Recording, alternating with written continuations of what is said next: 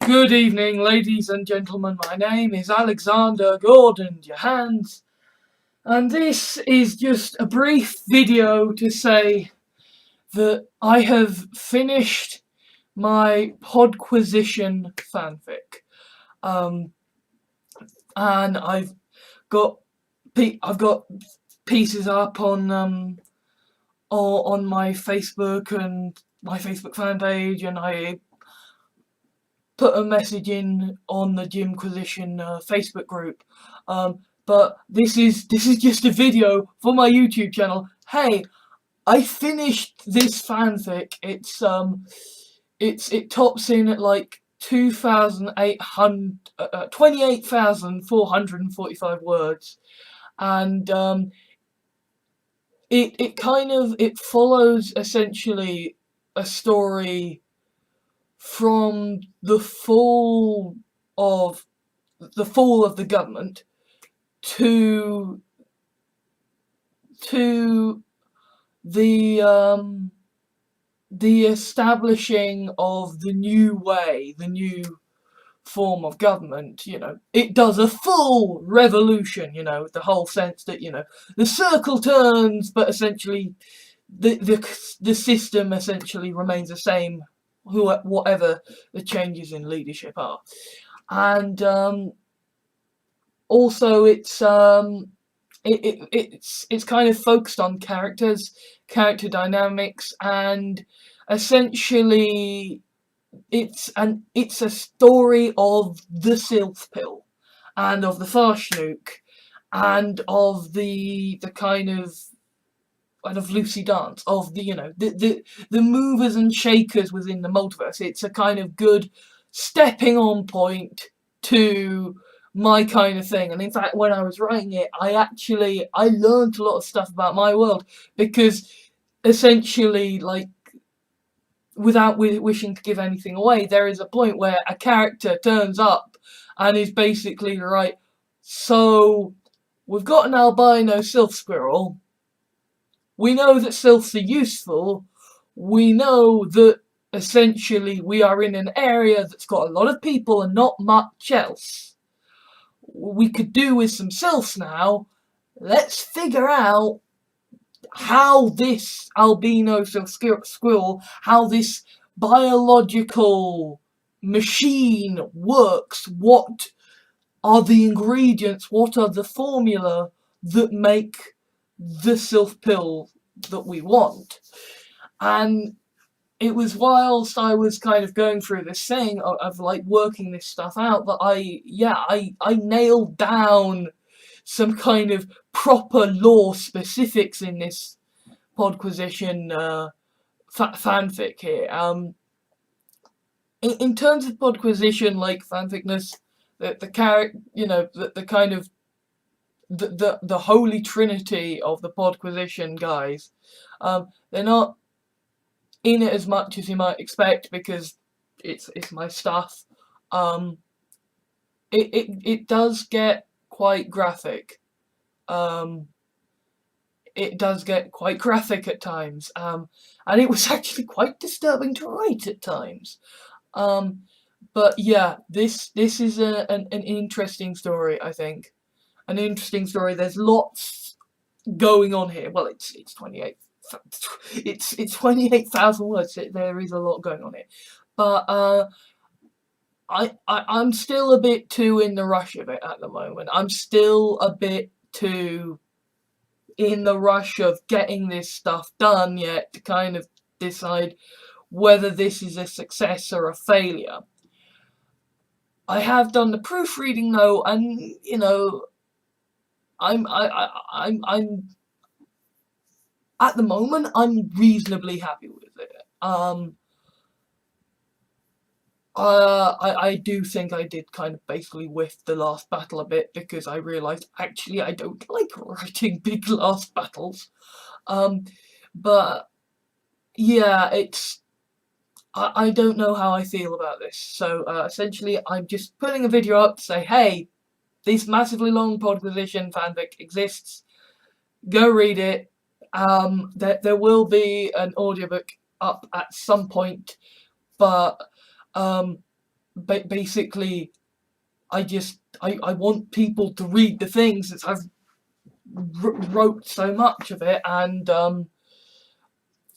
yeah, I will be interested to see your thoughts. And this is just a kind of, hey, so the thing exists, the Podquisition fanfic exists. Please go read it before I record the actual audiobook of me reading out 28,000 words. I will probably have to do a 2 or 3 parter. Probably. I mean, I don't know how long this is going to take to read, but this is something that's so long. Copying it into my blogspot was difficult. It was nerve-wracking just copying the text into my blogspot so I could actually share it with people. So yeah, this is a long one. This is going to be very interesting because obviously, like, the you know, it is rare to kind of create a piece of fanfiction that you've kind of put so much of yourself into. I mean, there is, it's my characters, it's my setting. The Farshanook and Lucy both turn up. This is all about, to a certain extent, the Sylph Pill and the kind of ethics of the exploitation of the Sylphs, and how, this could be used for good, this could be used for evil, a kind of exploration of the consent, an exploration of the Logicios, There are references to the Architects of Chaos. Heck, it's a fucking reference to me as a keystream because I kind of felt like I had to address that at some point. That I'm like, obviously, I've been talking about writing this for a while because it's taken me a while to write. And I've been commenting on Podquisition posts, and like these people I'm writing about are messaging and saying, "Hey, can't wait to see it." And so it's kind of like I had to kind of do a mention to be like, so yeah, there is a guy in the world of the fiction who happens to have basically written out the entirety of what's happened as a story. He's a person who exists. We're not going to mention him or see him, but there's this guy, and then, oh yeah, that's an excuse to have dragons and seg hats and what have you.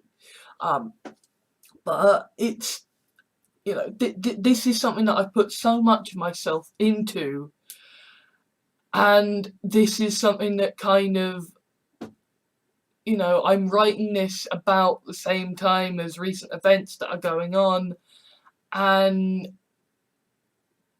certain things that kind of were always part of, Sylph lore, suddenly, you find yourself going,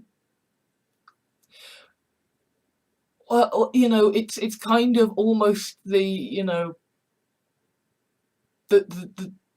the Doctor goes back in time to say Sirius Black from the Veil of Death or whatever in Harry Potter and the Order of the Phoenix. It's that kind of thing of just like, well, this is an alternate universe set next year, and here's, one of my favourite female characters to write, Lucy Dance. Here's the Sylph Pill, which has these properties as kind of just part of the lore of it. And here is one of the people I genuinely kind of think is a stellar person and stellar reviewer, and they've got a problem that, this kind of Sylph Pill has as part of its lore that it can fix. And so there is kind of a moment where it's kind of subtle, but there is a moment where Lucy's just like, and now basically I'm gonna fix your thing. And there is so much. I mean, this is such a complicated beast. Like, this is the most meta thing for me to fucking write. I mean, it you know, I think that if people have been asking to kind of say for me to talk about my writing, I think this is a good primer. You know, I think if you want to talk about the symbolism of the Farshnoot, the symbolism of the sylphs, of Lucy Dance, or then this is the thing. Read this, read this, because talking about this is, there's a lot to go into here. There is a lot to go into here, but basically, just have a read of it. Like, I can understand if you can't stomach it. I can understand if there are certain sections that you skim or whatever.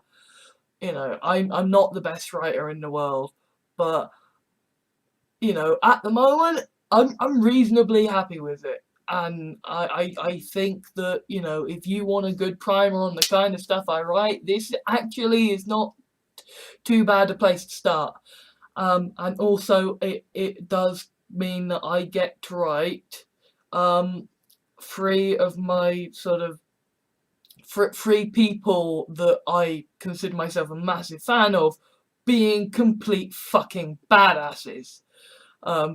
Although I do kind of feel like a bit sorry for kind of Gavin, because he kind of is a bit of a butt monkey in this, in the sense that, like, anytime there is someone needed to say the stupid thing, anytime there is someone needed to say the antagonistic thing, you know, anytime there is someone needed to kind of play the role of, you know, the kind